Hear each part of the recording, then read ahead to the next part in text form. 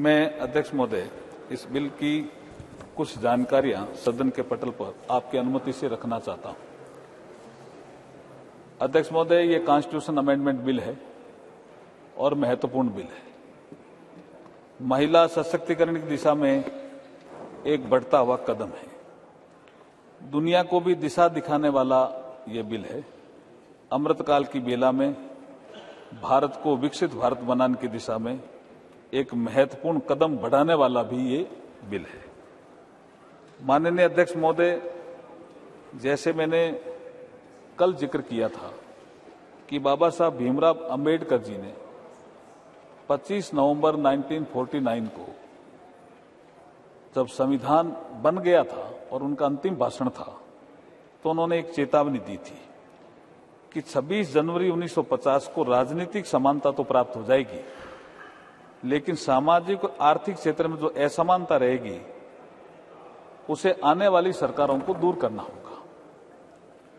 उन्होंने ये भी कहा था, मैं कोट अनकोट कहना चाहता हूं, 26 जनवरी 1950 को हम परस्पर विरोधी जीवन में प्रवेश करने जा रहे हैं। राजनीति में हमारे यहाँ समानता होगी और सामाजिक और आर्थिक जीवन में असमानता होगी। राजनीति में हम एक व्यक्ति एक मत के सिद्धांत को मान्यता देंगे। हमारे सामाजिक आर्थिक जीवन में हम अपनी सामाजिक और आर्थिक संरचना के कारण एक व्यक्ति एक मूल्य के सिद्धांत नकारते रहेंगे। इस विरोधापूर्ण जीवन को हम कब तक जारी रखेंगे? कब तक हम अपने सामाजिक और आर्थिक जीवन में समानता से लोगों को वंचित रखेंगे?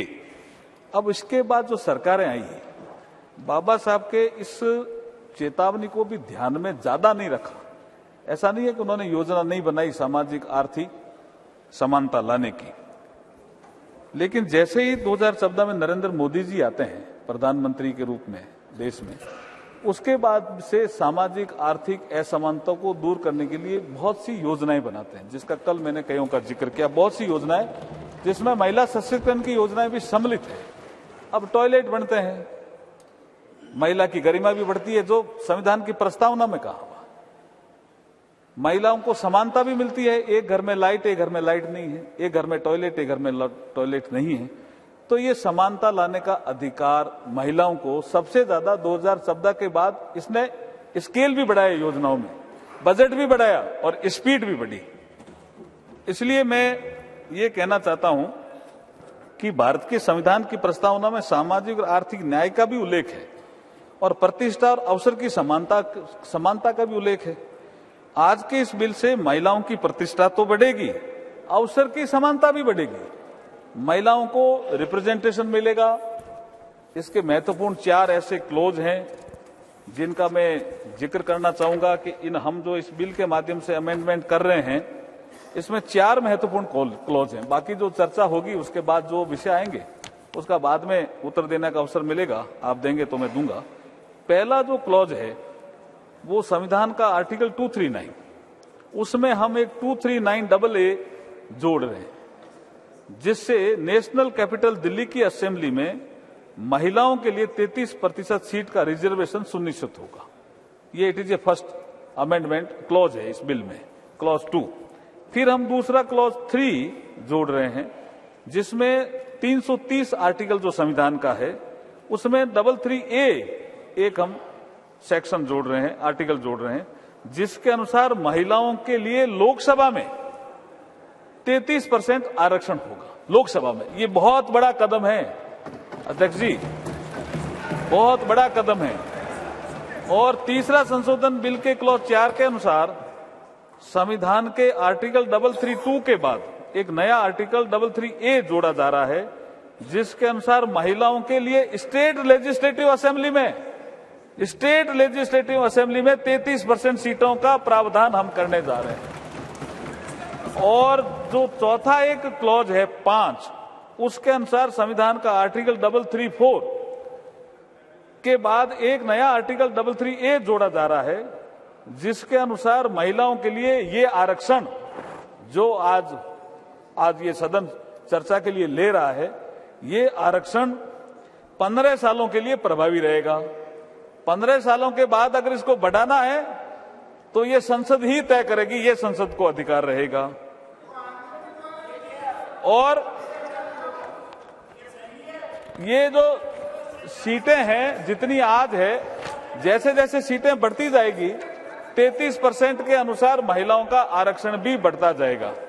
अब मैं थोड़ा सा कि काफी कल भी चर्चा हुई, मैं थोड़ी हिस्ट्री देना चाहता हूं कि भारतीय जनता पार्टी ने अपने राष्ट्रीय कार्यकारिणी की बैठक जो वडोदरा में हुई, उसमें सबसे पहले संशोधन करके महिलाओं को सशक्त करें पार्टी में, इसके लिए 33% महिलाओं से पद भरे जाएंगे, ऐसा निर्णय किया।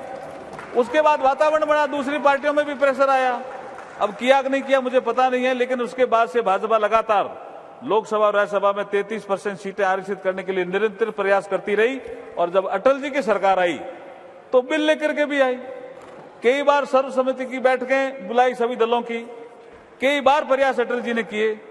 12वीं लोकसभा के समय 98 में, 13वीं लोकसभा के समय 99 में महिला आरक्षण विधेयक लोकसभा में प्रस्तुत किया गया और उपलब्ध रिकॉर्ड के अनुसार 1996 में 11वीं लोकसभा के दौरान एसटी देवेगौड़ा के समय भी ये पहली बार प्रस्तुत हुआ।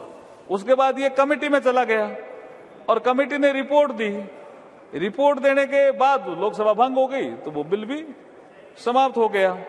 मैं ये हिस्ट्री इसलिए देना चाहता हूं कि बाद में फिर यूपीए फर्स्ट के समय 17 दिसंबर 2009 में ये जो कमेटी की रिपोर्ट आई, जो बिल इन्होंने पेश किया मनमोहन सिंह जी के समय, इस रिपोर्ट के बाद 9 मार्च 2010 को ये बिल राज्यसभा में चर्चा के लिए लाया गया।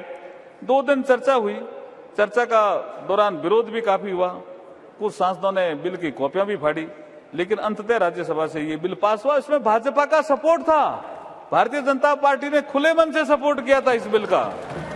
राज्यसभा में चर्चा तथा पास होने के बाद 12 मार्च को, अध्यक्ष जी जैसा आप प्रक्रिया जानते हो संसदीय परंपरा की, 12 मार्च 2010 को ये बिल लोकसभा में कम्युनिकेट हो गया। लोकसभा के सेक्रेटरी जनरल ने इसको पढ़ दिया तो ये लोकसभा की प्रॉपर्टी हो गया। और जब प्रॉपर्टी हो गया तो उसके बाद कई बार हम प्रतिपक्ष में थे उस समय, हमने भी डिमांड की कि इस बिल को ले आओ, लेकिन इनको सत्ता सुख का ज्यादा विषय था, इस बिल के बारे में चिंता कम थी, इसलिए बिल लेके नहीं आए। फिर लोकसभा जैसे ही भंग हुई 18 मई 2014 को तो ये बिल भी लैप्स हो गया। तो लोकसभा में तो कभी इनके पीरियड में चर्चा के लिए नहीं आया।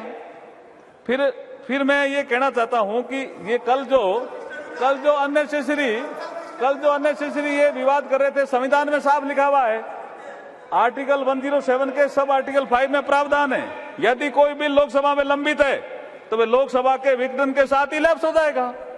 It is a constitutional provision. तो मैं आपके माध्यम से ये कहना चाहता हूं कि ये बहुत महत्वपूर्ण बिल है। इसमें अगर सर्वसम्मति बने आपके माध्यम से तो बहुत अच्छा रहेगा।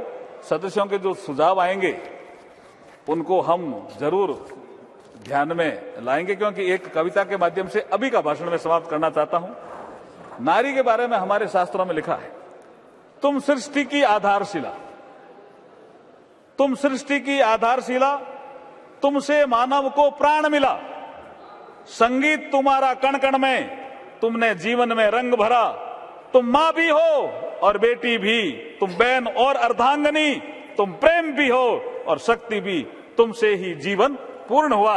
ये बिल पास करो जिससे ये हमारा प्रतिनिधित्व वाला मामला भी पूर्ण होगा। बहुत बहुत धन्यवाद अध्यक्ष जी। मैं चाहता हूं कि चर्चा प्रारंभ की जाए और सर्वसम्मति से बिल को पास करने का प्रयास किया जाए। अमर उजाला अब आपके टीवी पर भी। अपने स्मार्ट टीवी पर YouTube पर सर्च करें अमर उजाला, चैनल सब्सक्राइब करें और देखें ताजा खबरें, वो भी HD क्वालिटी में। और हाँ, बेल आइकन दबाना ना भूलें ताकि हर खबर हो आपके घर। अमर उजाला, निष्पक्ष, निर्भीक, निरंतर।